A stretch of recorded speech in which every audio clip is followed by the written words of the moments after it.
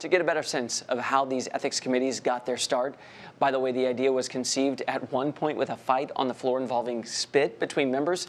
And also, what's happening behind the scenes that you never hear about? I spoke with Dr. James Thurber. He's a distinguished professor of government at American University here in D.C. He's worked on crafting ethical guidelines with major Democrats in the past. Let me ask you, you've been working in this since the 70s. Some of these committees on the Hill have only been around since the 60s. But when you look back, some of these concerns about ethics in Congress go back to like the 1700s. In 1798, Representative Matthew Lyon of Vermont got into such an argument, a heated argument, on the floor of the House that against Roger Griswold of Connecticut, that he spat on Roger Griswold.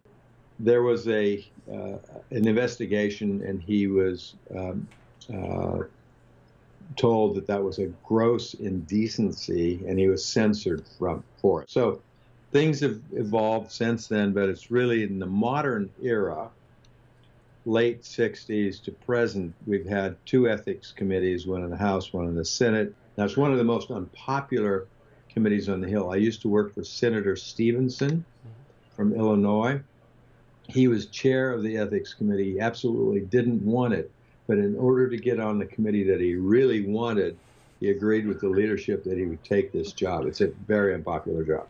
What have you heard from behind the scenes of members who are there? How much from each party do they talk to each other? Do they possibly make a wink and a nod deal, or as it used to be called, a gentleman's agreement, to let some things slide?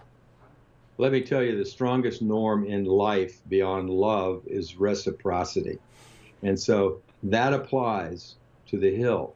And it doesn't even need a wink or nod. They know that if I hurt you, later somebody's going to hurt me, or if I help you, I'll help you. And it's bipartisan sometimes, sometimes it isn't. When it comes to ethics, everybody wants to sort of go slow.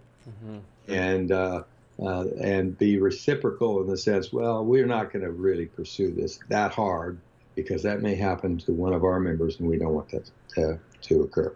I'm wondering in the future, given the potency of some of the issues that we're talking about right now as far as ethics, which has never been a glamorous topic but suddenly is in vogue in many ways, if this is going to be desirable, if it is truly going to be a center of power rather than maybe an implement of leadership that they say, hey, got to serve your time, guys?